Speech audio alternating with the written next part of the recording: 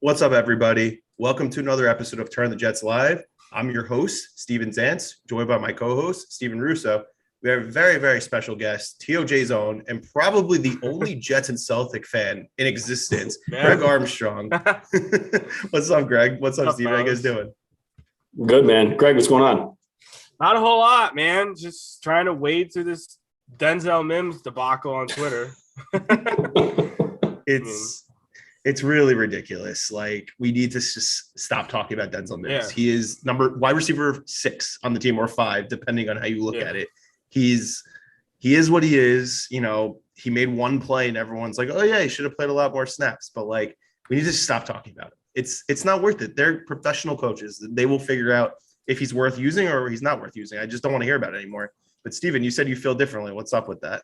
Yeah, I mean, I'm not polar opposite of you guys. Like, I get it. I don't think that Denzel Mims is a second coming of Jerry Rice here. But at the same time, like, we're not talking about some training camp darling like Greg Dortch or Ryan Spadola. This is a guy that's a second round pick that's 6'3", 215, can run a sub 4.40 that actually showed flashes last year in the worst offense in the league with Sam Darnold and Joe Flacco throwing to him. So I'm not saying that, you know, all the Mims talk is warranted and that everybody should be upset. But what I am saying is that when this guy comes on the field and when the lights come on, whether it's preseason or last season or game one, he's made plays. And I can understand what Saleh is saying, that when you're not one of the three main guys, you have to understand those positions. But at the same time, I think it's a little bit on the coaches too. You got to find a spot for this guy because he can make plays, and he's a big body wide receiver with speed. So I'm not like I said, I'm not fully polar opposite of you guys, but I get the pump the brake talks with Denzel, but I do think that there's some substance to the fact that he should be able to get playing time over a Jeff Smith or even a Braxton Berrios. And that if the coaching staff is good, then they should be able to find ways to get him on the field and at least have him as an option for Zach Wilson. So, Greg, care to rebuttal? Because I said my piece. Yeah, I mean, I think all those points can be true, but also, like, they're seeing him on a day-to-day basis, right? And I think he's a talented wide receiver? Yeah. Do I think he has more talent than a Jeff Smith and a Braxton Berrios? Absolutely. And I think we saw that last year. However, like, I don't think they're actively putting him in situations where he's not going to succeed in practice, right? And them getting as much a better look at him than obviously we are on the outside. Like, if it's just not working, it's just not working. And if Jeff Smith and Braxton Berrios are earning that playing time over Mims, then that's just the way that it is. Like, I don't understand, why a majority of the fan base is just going, well, he was a second round pick. He did this last year. It's like, okay, it's a what have you done for me lately type of league. And he showed some flashes in the preseason, but like the common theme is he's just showing some flashes. And maybe that's just because he's not getting playing time. But on the same token, he might not be getting playing time because he's not out earning those spots from a Braxton Berrios or a Jeff Smith. You know, it's like I said, I don't think it's something where they're actively campaigning to like keep him off the field. Like if he was as talented and as good a receiver, I think, as this whole aura around him on the internet is, then he'd be getting those spots. But I also think I think DJ brought it up today. Like, why are we complaining about a guy who's not playing when we have like Corey Davis, Elijah Moore, Crowder, and Keelan Cole are coming back? Like, this is the most fun the Jets have had at wide receiver since like the Marshall and Decker days. So, like, why don't we focus on the positives? Well, I think, and that's a good point, though. I mean, Keelan Cole and Jamison Crowder are coming back. So I think the Mims talk should stop more now. But I think that was the biggest thing that propelled this conversation was the fact that those two guys were out and he still couldn't get playing time. And Greg, you're making a good point. I mean, we don't see practices, Monday through Saturday. So I get that. But when the guy is on the field, he does show flashes. So I think he's one of those guys that when the lights come on, he may be a different player. Now it's up to him to earn that spot and to get up there come, Monday through Saturday so he can get out on the field on Sundays. But still, I feel like the talk is semi-warranted. I don't think it needs to be the level that it's probably at. And I think it should die down come week 2 now that those other guys are back. But I'm just saying I'm kind of in the camp of I thought Mims should have gotten more of a chance. And if you take that same argument, we could talk about the same thing with Tevin Coleman over Ty Johnson and Michael Carter. I mean, we don't see the practices Monday through Saturday, but somehow Tevin Coleman wasn't producing on the field. Yeah. So why aren't those carries going to Ty Johnson? How cynical of a fan base do we have where Zach Wilson just played like actually a pretty good game in his first game under Saleh and LaFleur and Wilson, and then we're talking about Denzel Mims. I know. It's small potatoes in the grand scheme. You're absolutely right, but I just sorry. I love and hate it at the same time. It's a love hate. And like, think about this. Like, I don't even think people are talking about this. Brandon Ayuk was a first round pick, same draft class, was literally benched for a guy who was drafted late in the draft this year. Like, it's the same thing. And Brandon Ayuk was actually good last year. Like, he scored a bunch of touchdowns and looked like a legit like starting wide receiver. So like, everyone needs to calm down. The coaches are coaching. They know what they're doing. Week 1 also is the biggest mirage of the NFL season. Like, this team is going to look a lot different 10 weeks from now than they did last Sunday. Like, if you've been watching the NFL your whole life, you know that. So like, don't freak out. And like, everyone's talking about Elijah. Like, Elijah played every snap. He's going to be fine. I wasn't like too worried about that. But let's kill this Mims talk, because it's such wasted energy, because like you said, it's the 5th wide receiver on the depth chart. Yeah. So Greg was kind of alluding to it, but I definitely want to hear both your thoughts on Zach's debut, because to be honest, like, given circumstances that he was getting hit literally every single play, like 6 sacks and then 10 more quarterback hits, I was really encouraged. Like, he didn't light the world on fire, but you saw why, Joe Douglas, Robert Saleh, and Mike LaFleur became so enamored with him in the pre-draft process. He was comfortable. He was tough as nails. He made some lasers that we just really haven't seen from a Jets quarterback. Like, I don't want to use the Mahomes Rodgers, but he had that zip and just that arm strength that you really want a franchise quarterback. And, like, he really rebounded after a terrible first half where they had no semblance of a running game. So I was really encouraged. Greg, what did you think about it?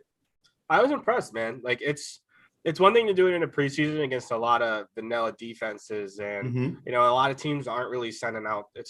It's more of just like whoever's on the defensive line is going to rush, right? They're not sending these exotic like blitz packages at you in the preseason.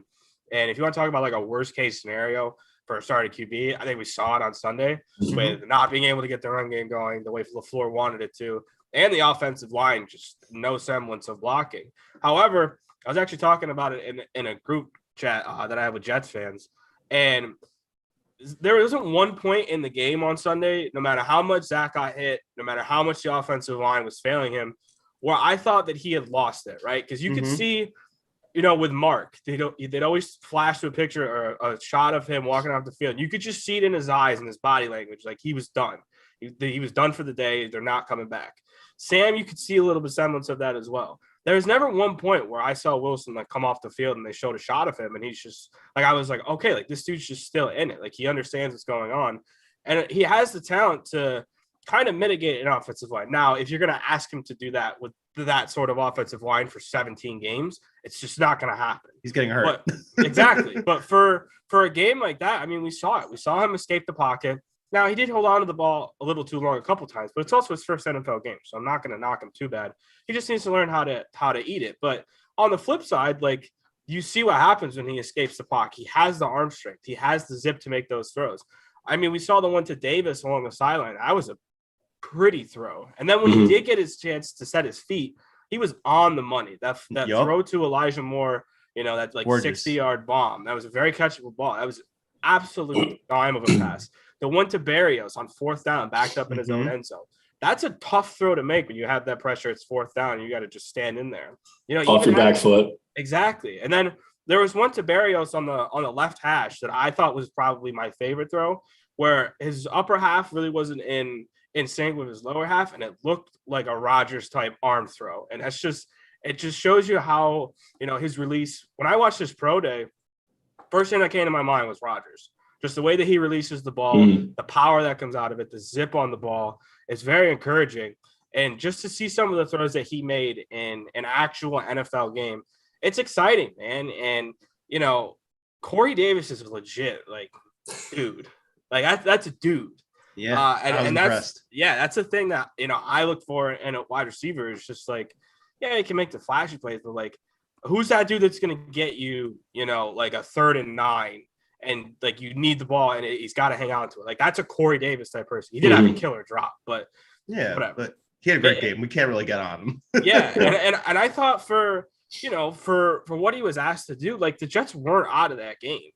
And a lot of it was because of Zach Wilson making a lot of good throws. So, would I'd like to see him pull out the win? Obviously. But all things considered, with the offensive line going the way that it went, I think they tried to set up the run game so they could branch off of that and call plays off of that for him. That obviously didn't work. It was a lot of good, some bad given the circumstances, but I was impressed, man. I'm really looking forward to him playing against New England this week. Yeah, Steven, what do you think? I feel like Greg hit on a lot of good points. He did, and just tell me to shut up if I go for too long. No, man. No, you're good. I liked it. You're on a roll, man.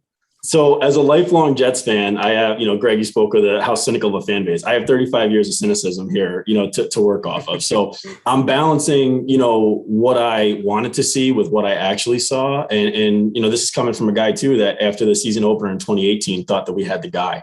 But what I could say is that this just looked different.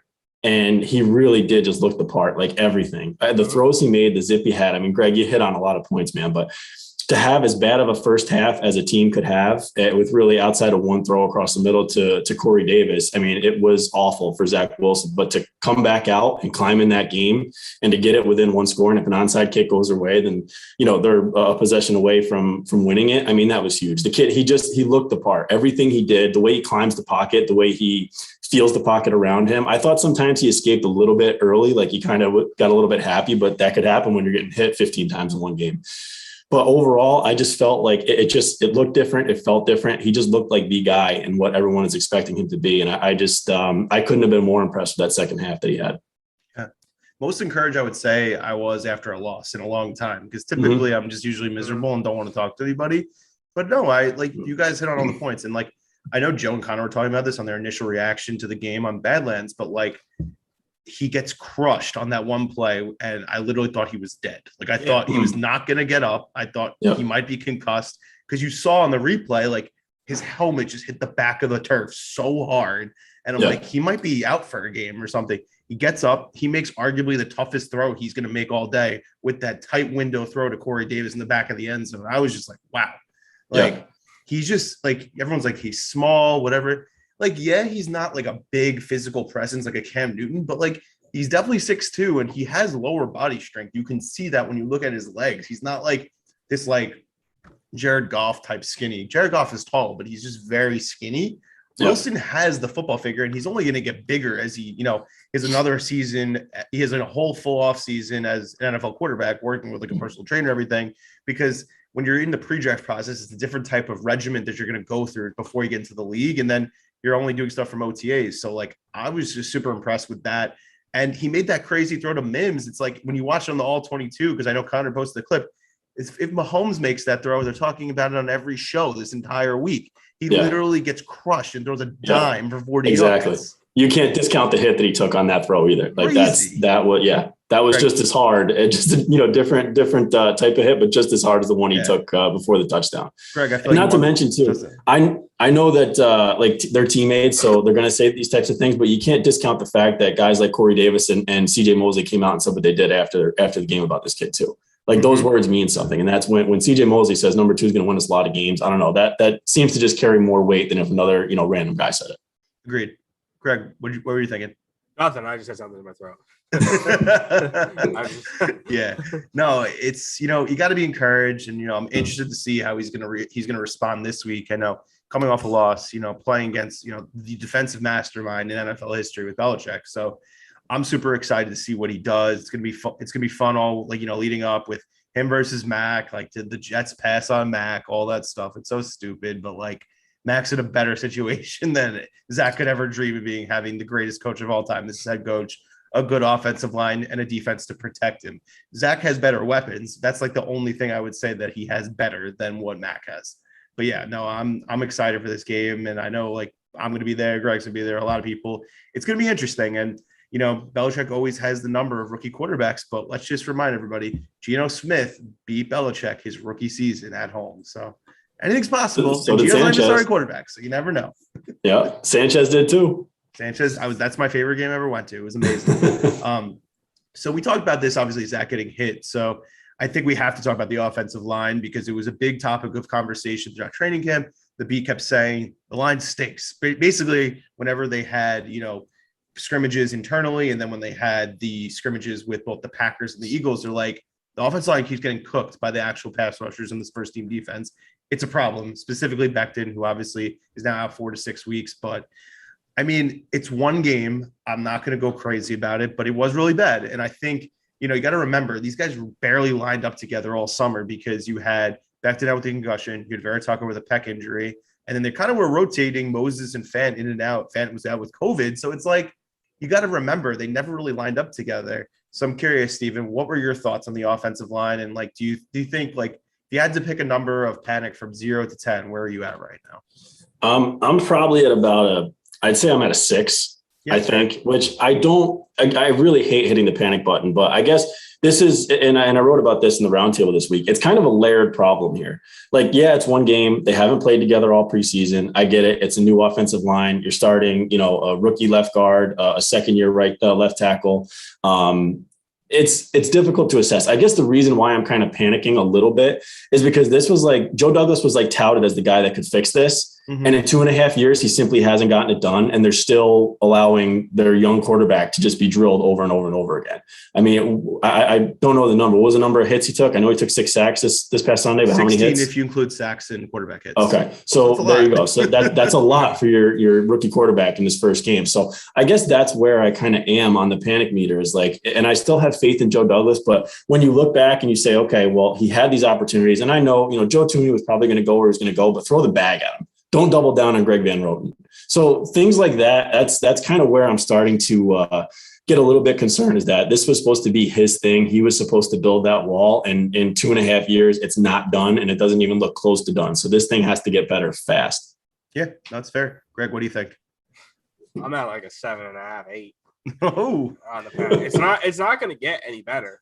I mean, they played New England this week, which, if they were having communication problems against the Carolina front, Belichick's going to throw they might not have the same talent, but I mean, they're going to throw a hell of a lot more looks at you than what Carolina did on Sunday. And then after that, you have to play Denver with Bradley Chubb and Von Miller, and a great back end on the Broncos defense too. Back end for New England is great too. So like, it's going to get a lot worse, I think.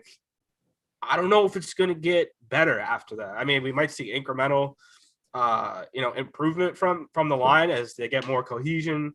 But in reality, I was not encouraged by what I saw on Sunday. And Connor, I think Connor touched on it on Badlands. If you're Connor McGovern, man, you can't come out and say like what he said. That's just, as the center, that to me, I think was like, I couldn't believe that was an actual quote that the center of a football team said. Like, it's your job to get Zach's in his first NFL game ever. Like, as a center, if I think I've talked with Mango about it one time where, like, you try to help your quarterback out as much as you can, right? If you're a center, if he doesn't know the protection changes and, all that stuff that a quarterback needs to go through pre-snap, as a center, you should be able to help him with that kind of stuff. It's insane to think that you could have a guy come in day one and he knows how to change protections at the line, do all that kind of stuff. That's an upfront type of thing. Now, obviously, I could be wrong. I don't know a ton about offensive line, and that's definitely an area where you have to have played that position really to understand the nuances and just how important being close is. But I feel like it seems like every time we talk, I've talked with an offensive lineman and you see quotes, is a lot of it is cohesion. And you got to make sure that, you want to fight for the guy on the right and the left of you, depending on where you are. And for McGovern to come out and say that after week 1 was just like, ridiculous. Man, that's not a good sign. His fucking ass, excuse my language, is literally on Zach every play. Like, you literally kept seeing his head going back. And I'm like, yeah, if he has the balls to say that, I know Joe hates when we curse, but I just was so livid when I'm like, really? He's literally never played in a game. You've been playing in the league for what, 6 or 7 years, and you've been a starter? Come on, man. Like, that's just stupid. And, Carolina has a formidable front, I think. And Chris Sims was saying this on his podcast on Monday. He's like, they may be one of the best defenses in the NFL when the season's over. I mean, Brian Burns was creating havoc. And I said that was going to happen before the game, and it was obvious. And Derek Brown was all over the place, so they had their hands full. And I know you said like the talent isn't obviously as good, in New England, but it doesn't matter because Belichick is so good at just figuring out ways to generate the pass rush, even if he doesn't have like his Chandler Jones or his Jamie Collins. He'll figure it out because he's going to send things Zach's way he's never seen before. When you're playing against Coastal Carolina, you're not going to see the Belichick defense. So it's going to be interesting. But you know what? It's on Zach to try to figure things out, get the ball out quick, which I think he definitely has the ability to do, and his processing is so much better because I just felt like he never had like happy feet or anything, which we've seen for time and time again with our quarterbacks. So yeah, no, I mean, it's going to be fun. I mean, but hopefully the line's a little bit better. And I think, Barrett Tucker, I think graded out pretty well from PFF. I know like you could take that with a grain of salt, but I don't think that he was necessarily, a negative. And I think the line started to play a lot better once, Fant went left. And then obviously Moses came in to fill in for him on the right side. I'm not saying that I want, Fant playing left tackle, but I mean, I want Moses playing right tackle. So maybe this basically for him, an audition for him to keep the job. And then we put Fant in the swing and hopefully catch some passes like Joe keeps asking for. I want to see Fant as the big man tight ends. I mean, if that's another thing. I can't wait till we're having the debate if George Fant or Denzel Mims is wide receiver 6. Right? That'll be a fun time. We might get there if Fant catches a touchdown. I mean, we don't have to worry about it now that Becton's down, but that is something that we can talk about and definitely question is George Fant getting the nod over Morgan Moses, which obviously just didn't work. And when you got a guy that's a 7 or 8 year veteran that started every game 7 years in a row or 6 years in a row in Morgan Moses, that's just a complete force in the run game. And you come out, start Fant over him and can't do anything in the run game at all and can't pass block, and that deserves to get questioned. So, now unfortunately we're forced to see, Fant at the left side and Morgan at the right side. But that was something that I just, I couldn't get behind. Like we said about Mims, I don't see practice every day of the week, but that's something that really surprised me. I think everybody thought that was a shoo-in that Moses would start over Fant. Yeah, it was interesting. And I know Samini said that on Will's pod that he really thought Fant had the inside track. And it seems that Samini definitely was talking to somebody who was involved with that decision. Because when I saw that Fant was the starting right tackle, I'm like, uh-oh. I mean, Morgan Moses is either out of shape or just isn't good because George Fant is as average as you could possibly be. And, I was a little concerned by that. Also, like, it's also good to have competition, right? Like, how many times have we seen, like, in the years past, if a Becton goes down, obviously you don't want your franchise left tackle to go down and have to start a backup. But like, all things considered, is it great? No, but it's a lot better than what we've seen in the past. Having sliding a George Fant over to left tackle, and being able to plug in a Morgan Moses at a right tackle, right? Like, it's so all things considered. I don't think it's terrible. It's not ideal, but it's not terrible. And yeah, I mean, like if Fant just beat him out, then Fant beat him out, right? Like this isn't Madden. You don't just start the guy with a higher overall rating. Like these dudes are humans. Like sometimes you just get beat out. Like we were just talking about with Mims earlier. Like maybe he's just getting beat out by those guys ahead of him. It's never a bad thing to have like bring in a guy like Morgan Moses, and it raises the competition and brings Fant to a higher level than we initially saw him last year. Yeah, no, all valid fair points. Point, yep. Competition's good, and that's what you want in camp and practice. We can transition from some negatives to more positive stuff. So, obviously we were down 2 receivers heading into Carolina last week. We had Jameson, who was obviously out with COVID, and then Keelan Cole, who was kind of a surprise inactive because he was practicing all week and then he got dinged up on Thursday with his knee. It seemed like it was like a soreness. But both are scheduled to come back this week, which I think is a huge boost for Zach because it kind of adds more of a dimension to this offense that we weren't necessarily going to see last week. I think people are underestimating the value of what Crowder can really bring, especially on third down as that go-to guy to get those quick 6 yards that you need for a conversion. I mean, he's really been the best receiver on the Jets the last 2 years. I know it's not saying much, but he's consistent. He's got good hands. He's fast. I'm super excited. And I think Cole was just an interesting player, and I think that just having more weapons can't really hurt. And I know Steven is definitely in the camp of you should always have a surplus of assets, especially at the skill position players. But I'm curious of what you guys think about both these guys and maybe like something that we can expect to see with them running out in 3 or 4 wide receiver sets.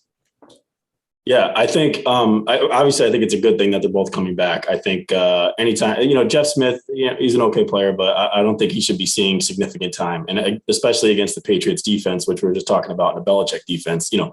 All the weapons you can get out there, the better. What I hope to see is that maybe some of those targets that went towards the tight ends go away. I'm fine with 4 or 5 going to Croft, but 6 to each, I think, to Croft and Griffin, I'm not really down with. So hopefully you see some of those targets go to Cole and Crowder. And then, from the wide receiver core in general, I'd like to see a few more manufactured touches for Elijah Moore. That was one thing that we definitely didn't see on Sunday, which get him involved early, have him be a nice little outlet for Zach, get the groove going, I think, a little bit. Then you get both of them kind of feeling it. I mean, Moore should have definitely made that play on the deep ball, beautifully thrown deep ball by Zach. But they still didn't really do anything to like manufacture any touches or get him any quick things going. I know he dropped the one, but still. So overall, out of the entire receiving core, that's kind of what I'm looking for this Sunday. What about you, Greg? What do you think? Yeah, I think having 2 known commodities in Crowder and Cole is going to do a lot because, Corey Davis is a known commodity, right? You can kind of game plan for him. For as good as I think the collective Jets fan thinks Elijah Moore is going to be, he's still an unknown. And NFL guys aren't just going to, give you this type of respect just because of, preseason hype or where you were drafted or all that kind of stuff. In certain situations, obviously, but in most cases, they're gonna make you beat them. And obviously, the Jets didn't draw something up for him to beat them. They did once, but it didn't happen. And Crowder and Cole are known commodities. So I think that'll help. The targets to tight ends, was it discouraging a little bit? At the same time, though, like I'm fine with it in week 1 when, he's facing the type of pressure that he is. And, some of the routes were a little bit deeper, I think. I don't think they drew up enough of, some quick throws for Zach just to get him in a rhythm. But yeah, I don't think they need that many targets. Like you said, Steven. But yeah, I think having 2 known commodities, especially against, a secondary like the Patriots had, even without Gilmore, it's still a good secondary. McCourty, you got JC Jackson, you've got Jonathan Jones. Like that's still a pretty good secondary. And, it between that and then the way Belichick, kind of draws things up and gives you different looks pre-snap to post-snap. Like you definitely want to have known commodities out there. And like you guys said, like Crowder's been, is it really that great of an honor to be the best Jets receiver of the past 2 years? No, but he has been consistent. He's been a guy that, Sam looked to a lot. So I do think having him back is going to be super beneficial. And Cole's a guy who can just go up and get passes in a pinch. So, having two known guys out there, I think it's definitely going to help Zach out. Yeah. I think Crowder, I've said this before, I think he should get bonus points for being good in a Gase offense, right? Like that's, right? He gets a little credit for that. The other thing too is I think it's important too, because I think Belichick's known for taking away your top target. Yeah. Like that's what he's going to do. He's going to double up Corey Davis all game and make someone else beat him. So these guys coming back is a big thing for this game. So we'll see how it plays out on Sunday.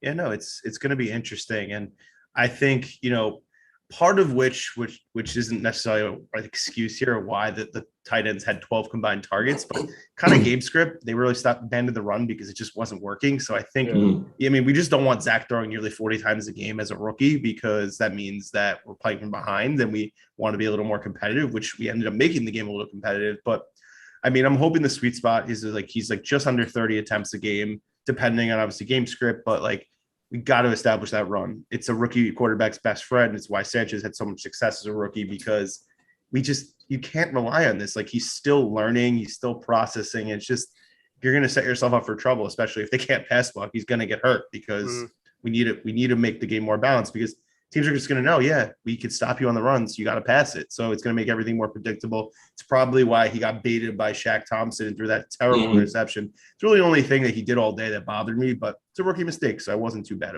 upset about it. Yep. We could definitely transition a little bit, because I know we talked a lot about the offense, but I think we should talk about the defense, because it was a pleasant surprise, given all the injuries, given the lack of a pass rush, the results that we did see.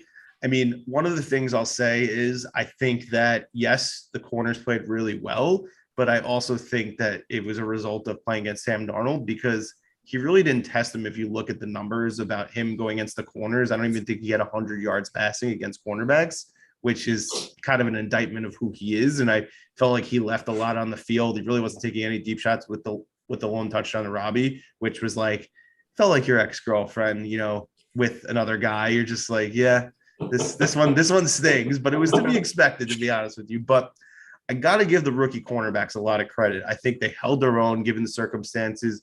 Everyone's been saying it was the biggest question mark. And the one thing that caught my eye specifically was when Michael Carter II made that unbelievable pass breakup to basically force a punt. Mm-hmm. That like made me jump off my couch. I got super excited. I'm like, wow, like that was sick. Like we haven't just seen a Jets corner actually make a nice play like that in quite some time, because last year the corners were just absolutely atrocious watching Pierre Desir every week. Curious what you guys thought about the young DBs and really the defense as a whole, because it was impressive minus the lack of a pass rush. Go ahead, Greg. Yeah, I mean, we can start up front. Like I thought, I would have liked to see more from McQuinn Williams. I know Connor Badlands did a good, breakdown of the coach's film, kind of centered around defense. Thought JFM had a good game after watching that. Best player on the defense. Yeah, but you definitely want to see more out of Q. I also don't know if he's like fully healthy, because like he didn't play all preseason, and I think he's still kind of getting back into game shape, which is like, it's the same thing. Like it's frustrating to me when like you just kind of pencil in guys. Like it's not bad, right? Like you don't just he's not injured for 3 weeks, and then when he comes back, he's back to like an 88, and like he's it goes back to normal. So like I still think he's kind of working back into shape. And even when they did get pressure, though, like Carolina was ready for it. And when you have a back like Christian McCaffrey, you can just dump it off. Like they were very ready for when the Jets actually got pressure to Sam, and Sam was smart enough to dump it off to him. I thought the secondary, they did what they needed to do, right? We can look at the numbers of Sam not testing the cornerbacks, but when he did test them, I thought they fared up pretty well. They got off the field in some key third down situations. That game could have been a lot uglier. Definitely. I think a combination of Sam being Sam and the Jets defense, bending it and not breaking. I mean, the touchdown to Robbie, good luck asking any safety to keep up with him step for step. I mean, it is what it is. That's the kind of speed. That's the kind of the guy that Robbie is. But in some key spots to get off the field and to get the Jets the ball back, they did exactly what they needed to do. Now, going up against better QBs going up, as we get to the season, who knows? Better QBs, better receivers. I don't know. We're definitely going to need to see more. excuse me, from the front to help the back end. But I mean, all in all, like, I think going into it, we thought the clear mismatch was Carolina's receivers against the Jets DBs. And, they didn't get tested, but when they did, I thought they fared up pretty well. So it was an encouraging thing to see the young guys, play well. They need a second safety now. I mean, it's very, very apparent. We cannot start that guy anymore. But great name though.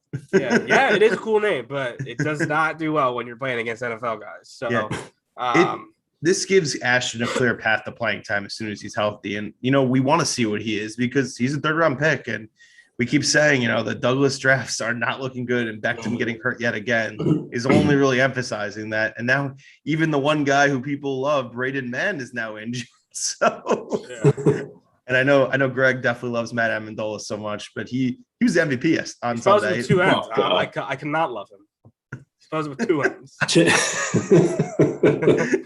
Steven, I'm curious. I'll get to my defensive thoughts in a second, but isn't it weird that we have these like odd special teams kicker things that happen on opening days, like Tom Tupa throwing passes back in '98. I remember a kicker was hurt the Favre year in 2008. Like there's just always weird. Corey Vedvik missing like every field goal in 19. Like just anyway, the sidebar. But my thoughts on the defense. So I think you guys are both right. I was extremely disappointed in the D line. I thought they could have taken advantage of that banged up, really not good to start with, but banged up Carolina offensive line. And outside of JFM, no one really played well.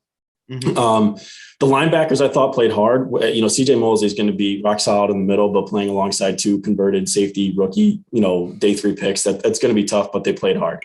Same with the DBs. I was extremely impressed with all of them. And honestly, Javelin Guidry probably came away impressing me the most, especially in that late of the game open field tackle he made on Christian McCaffrey to stop him on 3rd down. overall, I think I was impressed, and holding Sam Darnold to 35 yards passing in the second half, I think was obviously big. And the thing that I think I'm most impressed by is the fact this coaching staff made adjustments at halftime. Like that's something we're just not used to. And this is a game that last year the Jets would have lost 34-3, and they would have kicked a field goal, late in the fourth quarter to get points on the board. But in reality, they made adjustments. They fought back on both sides of the ball, and they made it close in a one-score game. So I came away impressed by that. The fact that they went back to the drawing board, made adjustments, and were able to actually come out and do some damage in the second half. Yeah, no, that's all valid points. And I would say one thing that's a big coaching upgrade, they tackled well. Greg Williams' team, not tackling well. This team was actually making their tackles, and that's been a problem with this team going all the way back to Rex. Even though we all love Rex, the team definitely missed a lot of tackles, especially when the team started to spiral, post like 2010. That was a huge plus for me because that's coaching in itself and technique and everything in practice. The other thing is Brad Boyer is good at his job because their special teams unit was amazing. Justin Hardy's really good. Every kickoff return, they were always right there. You never were worried that a guy was going to break free, and they have some fast guys on that Carolina special teams. Justin Hardy's the man. Like, I love that guy. I mean, he's just a hard worker. I feel like he's going to be a guy that we're always going to rely on to make plays on specials. But, you got to give Brad Boyer a lot of credit. He's survived Todd Bowles. He survived Adam Gase. Now he's on the solid staff, and I think he's definitely the best special coach because once Westhoff left, we went through a revolving door of special teams coaches, and we were giving up such bad field position. So it's something you can't take for granted because I remember, years back, the Chargers had the best offense and the best defense statistically, but missed the playoffs because their specials were so bad. So it's definitely good that carried over. And, I think the coaching upgrade is definitely apparent because a team that actually makes adjustments and actually fights in the second half versus quitting on their team and just getting ready for the bus, it shows. And it means that the locker room is bought into what Saleh's selling. And it's kind of just showing what we all hope and believe about him, and that it's going to lead to those results that we're looking for long term, which is obviously a winning program because it's been a long time. We're starved 6 years since our last winning season. Let's go. Come on. Yeah. And I think, two more things on the coaching staff, on specifically Saleh that I liked. And I'm obviously jaded from years past because I think these are things that normal, fans of regular teams just, it's second nature. But going for two late in the third quarter when they scored the touchdown, I was a big fan of that because a lot of coach talk, they're like, we don't worry about that shit till the fourth quarter. Well, that was late in the third. He went for two. They made it, and they got it a one-score game. I thought that was a bigger deal than what anybody made of it. The second thing was going for it on fourth down, deep in their own territory late in the game with less than 4 minutes. I mean, that's something Gase would never. Todd Bowles would never. So doing that and actually getting the first and throwing past the sticks and allowing that drive to continue and to score, to make it a one-score game, I thought were both extremely big deals specifically from a Jets fan perspective, because we are not used to that by any stretch of the imagination. No, yeah. It was just encouraging on special teams to see like a Jets player on the screen when the punt was fielded. like that. I was like legit. Like I don't care if the guy got tackled or not. Like the fact that there was just a lot of Jets jerseys on the screen when the ball was fielded was just like, I was like, all right, I'm cool with this. I don't care if he scores a touchdown on this. Like the bar is just so like last year was atrocious. I mean, how many times did you see guys field the punt and there was no one on the screen? Like it was just the bar is like literally the floor, but it really is. But it was a lot of encouraging stuff, and even Saleh just like getting excited about fun plays, right? Like it's still a game at heart, and Gase for whatever cynical psychopathic reason would just never get excited about anything. He would just sit on by the water cooler and just be looking at his play sheet. He's always on defense. He's just like writing a novel on that goddamn play sheet for 16 weeks. Like I don't, and Saleh is just getting fired up because they're back in the game. Like it's just it's just a total. Does it mean anything in the grand scheme of things? Probably not a ton, but it's just encouraging as a fan to say, oh, okay, like we can have fun again watching football. Yes, we root for wins, not losses. That's it. So I just want to have fun. Yeah, no. Last year was a chore. It was a chore to watch football. It was work. It was work every Sunday. Thank God the Red Zone channel existed last year, because I don't know if I would have made it through that, being restricted to that or watching the Giants play, because It was dark. I basically, after the Bronco game, I gave up. I was like, this is like, just it. like I'm sitting in my apartment illegally streaming Adam Gase coach Jets games. Like, what am I doing with my life? You know, you're like, what could go wrong today? I need to stream right. this. Like, I'm just like, oh great, have to watch the Jets game again. Let me click through like 5 different like porn ads on the illegal streaming site just to get to this goddamn game. At least you got it illegally. I paid for it, man. That's even sadder. I think. That's the thing. Like, we have the ticket, but like my dad uses it. Oh yeah. So like, God forbid the NFL lets you stream on 2 devices at one time.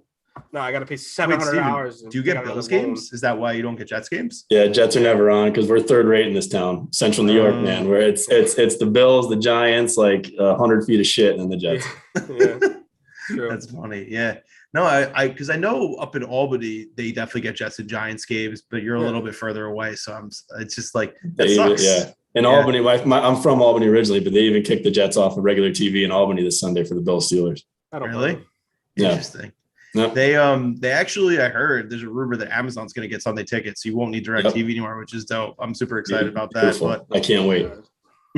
Greg's like, please, thank you. Bro, I can't be doing this legal stream thing for too long. 26 years old. Like, I need that. Yeah. But I'm also not paying like $400 for the Sunday ticket. Yeah, that's the other. Just to watch Jet games, right? Like, it's a fine balance. If they start winning, I'll pay the money. Cool. I'll do it. All right, guys. I definitely want to, close it with just thoughts on the game, X factors about the Patriot game, what you think the Jets need to do to win, and then score prediction, because that's always the most fun and it'll blow up in your face, because I said the Jets scored 31 points last week and that clearly did not happen. Yeah. So, Greg, I'm going to give it to you. Give me your, keys to the game, I guess, matchups, what you think the Jets can do to win and what you think will happen in this game. On offense, first off, get LaFleur back in the box. Like, don't keep him on the field. Just put him up where he's comfortable, up in the box, and I think we'll be fine. Second off, though, like I think you need, if the running game's not working, I don't think you have to abandon it, but you have to work off of it quicker than they did last time, because it just seemed like they were put in too many, third and long situations, and that's a tough ask for a rookie QB, no matter how good, Zach Wilson's arm talent is. It's a tough ask for a rookie QB. It's not going to get any easier against Belichick, but on offense, I want to see them drop some quicker throws, kind of get Zach in a rhythm to start off the game, because I don't really think he got in one at all until the second half last week, and you really can't do that against the Patriots, regardless of who's under center on the other side. I do think getting like we talked about, the 2 wide receivers back will be fun. I think they're gonna have to be prepared, because Belichick does like to put his best corner on the second best receiver, and then kind of double up their number 1 receiver and take you away like that. That's typically how he's done it in the past. For some upper tier wide receivers, I don't think Corey Davis is that, but it'll be interesting to see if they do that. You have to be prepared for different looks, obviously, which we touched on a lot. On the defensive side, you got to make Mac Jones speed it up a little bit, right? Because I was watching the Pats Dolphins game. I think the Patriots had a good game plan for him. They really wanted to rely on the running game. The fumble from Stevenson and the fumble from Harris that ultimately ended it. It kind of dampened that. But Damian Harris is a threat. You're going to have to be diligent in the run stopping game. I'm not as scared as the wide receivers. I do think the tight ends, they're going to draw some stuff up. Jonnu Smith is a guy who, and I think they ran an end around for him on Sunday. The Patriots did. That's a guy that's a really versatile piece that you kind of got to hone in on those 2 tight ends in Hunter Henry and Jonnu Smith. I mean, James White's going to get his, right? Like, Steven, this probably better than anybody. How long have you been a Jets fan? Have they ever been able to cover a receiving back? Never. It'll never happen. Goes back to Kevin Falk. I think Greg just called me old in a roundabout way. Is that what just happened there? No, I did not. You just watched more. No, Kevin Falk was the guy who always, it was like third and 8. He'd get you like 8.1 yards. I hated Kevin Falk's elbow pads. I was around for the tail end of that. But Shane Marine too. Danny Woodhead. Obviously he's not at a level that Christian McCaffrey is, but James White is still one of the better receiving backs in the league. So you definitely want to, hone in and make sure that's something that, you stop. And ultimately, I think it's make Mac Jones beat you, right? It's his second start too. I don't know if McDaniels is going to open up the playbook more for Mac Jones, but it's his second. If it's his second game as well. Your Coach Saleh obviously has been doing this defensive thing for a longer time than Mac Jones has been playing professional football. Make him give him some exotic looks. You don't have the talent that New England does. Make his day harder, right? Like, don't give him those easy throws. Try not to let him get in a rhythm. And if he ends up beating you, he ends up beating you. It is what it is, right? You just chalk it up to the game. Final score predictions. I don't think the Jets win, honestly. I think it'll be close. I think it'll be within a one-score game, and it's just going to come down to who makes one or two plays. And if you're the Jets, we can't have an interception like that from Wilson again, because the Patriots will make you pay. Even if Brady's not back there, they're still going to make you pay. Like, the most important thing is you just cannot beat yourself against a Belichick coach team, because they'll kill you on that. So you want to limit the mental mistakes. I thought they had a lot of pre-snap penalties in the game against Carolina, and that you can't start out 1st and 15. You can't start out, behind the sticks. It's just not going to work out for you. So make Zach Wilson's life a lot easier. Get some quick passes in there to kind of mitigate the offensive line and that issue. Take some shots. Obviously, when you need to, you're not going to beat the Patriots just dinking and dunking it the whole game. And then on the defensive side, make Mac Jones beat you, speed up his clock, and just hope the back end can play as well as they did against Carolina. So I'll say Patriots 20, Jets 13. Okay. All right, Steven. Sure. He covered a lot there. Yeah, he took us through it all. I'm gonna be kind of boring. I think really it's gonna be cliche, but it comes down to the up front. It's gonna be the Jets D line, and if they can perform better than they did against Carolina and get some pressure, especially from the middle in Mac Jones's face against the Patriots O line, and that comes down to Quinnen. That's going to be a key to the game defensively. I really don't trust the Jets linebackers. Greg said it. I'm not overly impressed with their tight ends, but they are good tight ends. And that group against the weak linebacking core that the Jets have is concerning. Then you flip to the other side of the ball, the Jets O-line, they got to be better than they were against Carolina against a Belichick defense. And if they can't protect Zach, if they can't recognize blitzes and exotic ones at that, it's going to be a long day. So when you couple that with the fact that what we brought up before is Corey Davis going to get taken away, but it's good that Crowder and Cole are back. Yeah, right. It's good that Crowder and Cole are back. I think that's gonna help. We'll see how those guys perform. Ultimately, I think it's a close game. I think the Jets fall short. I'll say 28-24 Pats. Okay. All right. I'll make my case. Unfortunately, I also do not think that they're going to win. It's just the Belichick versus the rookie quarterback thing makes it tough for me. But I tweeted this today saying, as of now, I think that, but after a few beers Sunday morning in the tailgate, I may change my mind and just be drunk. But if you think I'm not fully convinced the Jets are like winning by 2 touchdowns by 11 a.m. on Sunday, you're out of your mind. Anyway, going back to my thoughts. So I think Steven hit it really well on the head. Just, the up in the trenches is how you win this game, make Mac's life difficult. I think you really want to limit the short passing game, because that's exactly what they did all day. Mac didn't really take any shots against the Dolphins. I did watch that game. I just think that you can't allow, those like screen passes that time and time again have beaten us. I know it's like the most obvious thing, but for some reason the Jets never figure out that that's exactly what New England's going to do. It's been what they've been doing really the last decade, even probably beyond that, when they got Wes Welker and Kevin Falk back in the day. But, get a rush on Mac. He barely was hit. I know the Patriots always have a good offensive line. It's always coached really well. So that's a big key. I think something will be interesting and more fun for us. I think Elijah has a big game. And the reason I say that is, if you guys remember that whole piece on him, going back into August, how he on his mirror, he has all the guys who are drafted ahead of him. And it's like his motivation every day.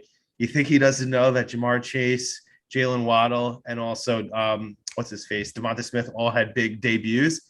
He's motivated. I can tell you that. He knows he messed up. He dropped that pass. I think Corey is definitely held in check, but I think the emergence of Crowder and Cole is going to open up things for Elijah. I think he's going to have a big day. I think he's going to catch a touchdown. He's going to get us excited. And he's going to quiet all. Everyone's going to forget that he dropped that pass. I think the corners will definitely struggle a little bit because I think that they may, throw a couple deep shots, but that's not really Max MO. They're definitely going to have trouble running against the front. I think the running defense is going to be strong. I mean, it wasn't really bad against the Panthers. We mostly lost to McCaffrey when it was out of the backfield catching passes. As far as prediction, I'm going to go, they cover the number, which right now I believe is 6, but I'm going to say 21-17 New England. Similar to you guys, I think it's going to be a lower scoring, and I also think the under. So if you follow my gambling show, you'll hear these on top of my other picks tomorrow. But I'm excited, getting to go back to MetLife. It's been 2 years since the haunting of, Vidbeck and, Sam having mono. That was the last time I was at the game, home opener Bills. But it's going to be fun. The one thing I'm not excited about, there's going to be a lot of Pats fans there. There always are. And it's just, can we fill our own stadium, please? That's just something I know is never going to happen because we're a smaller fan base. But yeah, no, I'm excited to be back. It's going to be fun. So Greg, before we close, I want you to tell everyone a little bit about your basketball writing because it's something you're doing in addition to TOJ. Yeah, so I'm writing for 1:37 p.m. I'm just going to be writing about basketball, NBA, college, hopefully, do some gambling stuff on it, some futures, but more so just, have an outlet to write about basketball because I think talking basketball on Twitter and online is just like bashing your head up against the wall because, it's just no nuance to it. So you can check that out, starting up here. It's been a slow couple months. Obviously, everyone's excited for football. There's no point writing about basketball and everyone's excited for football.